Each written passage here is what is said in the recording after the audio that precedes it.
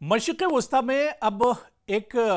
नया तनाव शुरू हो गया है। जी हाँ, मशरिक़ वस्ता में अब हशद अश-शाबी फोर्सेस पर एक तरह से शिकंजा को कसने की कोशिश शुरू हो गई है। इसकी पहल इजराइल और अमेरिका ने की है और बाकायदा आपको बता दें कि हशद अश-शाबी पर अब शिकंजा कसा जाएगा और इसकी बाकायदा शुरुआत भी हो चुकी है। दरअसल हशद अश-शाबी कौन है और ये फोर्सेस कौन सी फोर्सेस हैं, ये किस तरह की सरगर्मियों में मुलव्विस रहती हैं, अमेरिका और इजराइल इनसे इतना डरे हुए क्यों हैं, या इजराइल और अमेरिका इन पर कार्रवाई क्यों करना चाहते हैं, पूरी रिपोर्ट आप तफसील से देखिएगा। हशद अश-शाबी के बारे में हम आपको तफसील से बताएंगे और ये इतने ज़्यादा मशरिक़ वस्ता में इतने ज़्यादा इम्पॉर्टेंट क्यों हैं, इनकी अहमियत इतनी ज़्यादा इस फोर्स की क्यों है, और या फिर इजराइल और अमेरिका को ये फोर्स क्यों चुभ रही है, या क्यों इसे अब अमेरिका और इजराइल टारगेट बनाना चाह रहे हैं।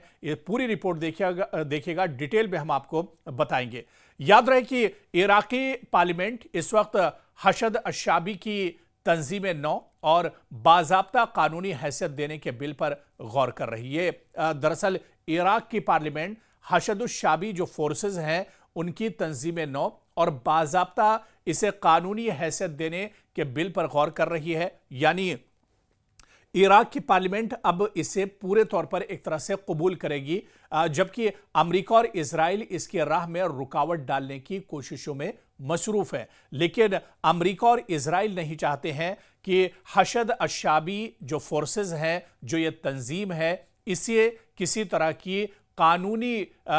जो एक तरह से गार्ड है वो हासिल हो, और इसी वजह से इजराइल और अमेरिका इसे टालने की और इसे रोकने की, रुकावट डालने की कोशिशों में मसरूफ हैं। दहशतगर्दी के खिलाफ जंग में हशद अश-शाबी की शानदार कामयाबियों ने वाशिंगटन और तल अवीव को शदीद परेशानी में मुब्तला कर रखा है। जी हाँ, आप देखिए कि इस मशरिक़ वस्ता में इजराइल की जो कारकर्दगी है, या इसके अलावा अमेरिका इजराइल मशरिक़ वस्ता पर जिस तरह की कार्रवाई करता है, और वहाँ के इस्लामी ममालिक ख़ासतौर से ईरान, इराक की बात की जाए, सीरिया की बात की जाए, या फिर फ़लस्तीन की बात की जाए, तो ऐसी कार्रवाइयों में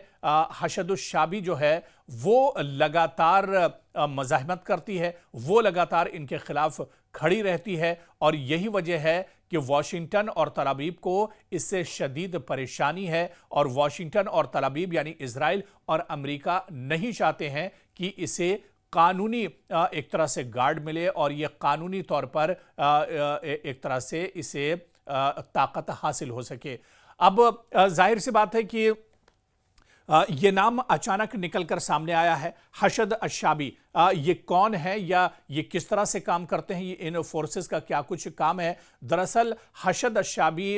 ये एक मिलिशियाई इत्तिहाद है जिसे इराक में जून 2014 में तश्कील दिया गया था, बनाया गया था, जब दाइश मूसल पर कब्जा कर चुका था। ये गिरोह या ये तंजीम बुनियादी तौर पर शिया जंगजू गिरोहों पर मुश्तमिल है, लेकिन बाद में सुन्नी, मसीही और जंगजुओं ने भी इसमें शिरकत कर ली, यानी इसमें कई गुट एक तरह से मिले हुए हैं।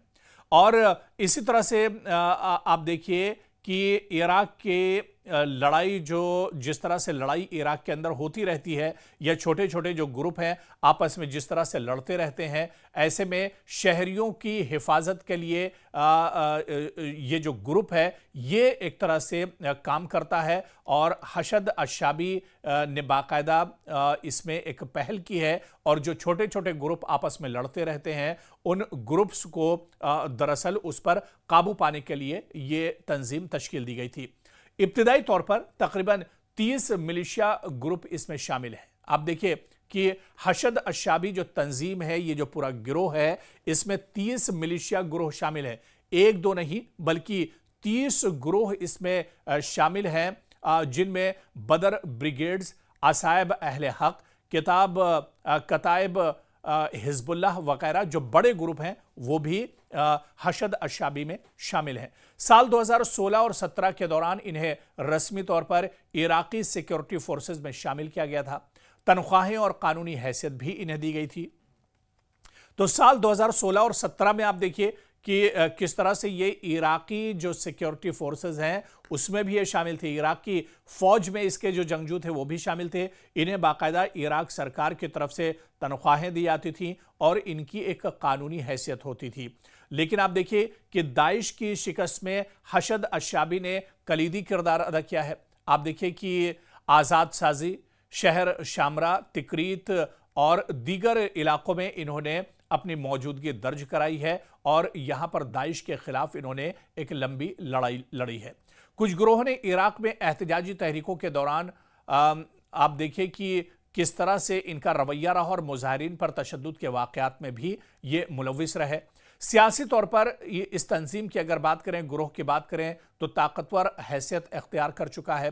فتح اتحاد کے ذریعے پارلیمنٹ میں 40 سے زائد نشستیں بھی رکھتا ہے اور بعض حلقوں میں اسے ایران کا مضبوط آلہ قرار دیا جاتا ہے۔ یعنی یہ مانا جاتا ہے عام طور سے مشرق وسطیٰ میں کہ یہ جو گروہ ہے یہ دراصل ایران کے اشارے پر کام کرتا ہے اور ایران کے لیے ہی ایک طرح سے یہ مشرق وسطیٰ میں اپنے آپ کو اس میں توسیع کر رہا ہے، اس کو آگے بڑھا رہا ہے اور ایران کی پشت پناہی اسے ایک طرح سے حاصل ہے۔ اس وقت دراصل موجودہ سیاسی صورتحال کیا اگر ہم بات کریں تو بغداد میں سال 2025 میں تصادم ہوا۔ 27 جولائی 2025 کو بغداد میں زراعت کے وزیر یعنی ایگریکلچر منسٹر کی عمارت میں 2 حشد الشعبی بریگیڈ کی جانب سے سابق ڈائریکٹر کی برطرفی روکنے کے لیے یہ حملہ کیا گیا تھا۔ تو اس طرح کی کارروائی بھی ان کی طرف سے ہوتی رہی ہے۔ پولیس اور وفاقی اداروں سے تصادم کے دوران ایک پولیس اہلکار اور ایک شہری جاں بحق ہوئے اور متعدد زخمی ہوئے اور 14 حشد کے جنگجو بھی گرفتار کیے گئے۔ تو اس طرح کی کارروائی میں بھی یہ گروہ ایک طرح سے شامل رہا ہے اور خاص طور سے آپ اگر دیکھیں تو مین اسٹریم خبروں میں یہ تب آیا کیونکہ یہ عراقی ریاستی اداروں اور نیم سرکاری ملیشیا کے درمیان براہ راست تصادم تھا اور اس سے ملک میں حکمرانی اور سیکیورٹی فورسز کے کنٹرول پر اٹھنے والے سوالات مزید زور پکڑ گئے تھے اور اس پورے واقعے کے بعد ہی جس طرح سے ایگریکلچر منسٹری پر یہ حملہ کیا گیا اس کے بعد ہی اس تنظیم کا نام ایک طرح سے روشنی میں آیا تھا۔ لیکن اب آپ دیکھیے کہ ایک بڑی پہل عراق کے اندر ہوئی ہے، یعنی مارچ 2025 میں عراقی پارلیمان نے ایک اصلاحاتی بل پیش کیا جس کا مقصد پی ایم ایف کو رسمی طور پر وزیر اعظم کے ماتحت لانا اور اس کے احکامات کی تصدیق کرنا تھا۔ اس اقدام کا مقصد ایران جیسے خارجی اثرات کو محدود کرنا تھا۔ اس اصلاح کے تناظر میں بعض گروہوں کی خود مختاری برقرار رکھنا اور بعض معاملات پر اقتدار کے ساتھ کھلا تصادم جاری ہونا ایک طرح سے مانا جا رہا ہے۔ تو عراق میں حشد الشعبی فورسز کے حق میں قانون سازی کی بڑھتی ہوئی کوششوں پر اب جو اسرائیلی لابی ہے یا اس کے علاوہ جو امریکی لابی ہے وہ ایک طرح سے متحرک ہو گئی ہے اور ان عوامی مزاحمتی فورسز کے خلاف سوشل میڈیا پر منفی پروپیگنڈا بھی تیز کر دیا گیا ہے، یعنی نیگیٹو پروپیگنڈا بھی اسرائیل کی طرف سے چلایا جا رہا ہے۔ عراق پارلیمنٹ دراصل اسے قانونی حیثیت دینا چاہ رہی ہے، لیکن دوسری طرف آپ دیکھیے کہ اسرائیل اور امریکہ نہیں چاہتے ہیں کہ اس تنظیم کو جو قانونی حیثیت ہے وہ حاصل ہو، پارلیمنٹ کا سپورٹ اسے حاصل ہو اور اسی حوالے سے آپ دیکھیے کہ عراقی پارلیمان کے رکن مختار الموسوی نے کہا ہے کہ بیرونی دباؤ اور رکاوٹوں کے باوجود عوام اور پارلیمان کی مرضی غالب آئے گی اور آنے والے دنوں میں حشد الشعبی کی حیثیت عراق کے سیکیورٹی ڈھانچے میں مزید مضبوط ہوگی۔ تو آپ دیکھیں کہ پارلیمنٹ میں جب اسے لایا جائے گا تو کہیں نہ کہیں اس کی مضبوطی اور زیادہ ہوگی اور اس تنظیم کی جو قانونی حیثیت ہے وہ بھی ایک طرح سے بڑھ جائے گی۔ لیکن جس طرح سے اسرائیل اور امریکہ اس پر متفق نہیں ہے، اسرائیل اور امریکہ نہیں چاہتے ہیں کہ اس تنظیم کو قانونی حیثیت ملے، پارلیمنٹ کا سپورٹ ملے، تو ایسے میں آنے والے دنوں میں کیا اسرائیل اور امریکہ کی طرف سے کوئی بڑا قدم اٹھایا جائے گا یا اسرائیل اور امریکہ اس کو لے کر عراق کے خلاف کوئی بڑی کارروائی کر سکتے ہیں، یہ دیکھنا بھی بہت اہم ہوگا۔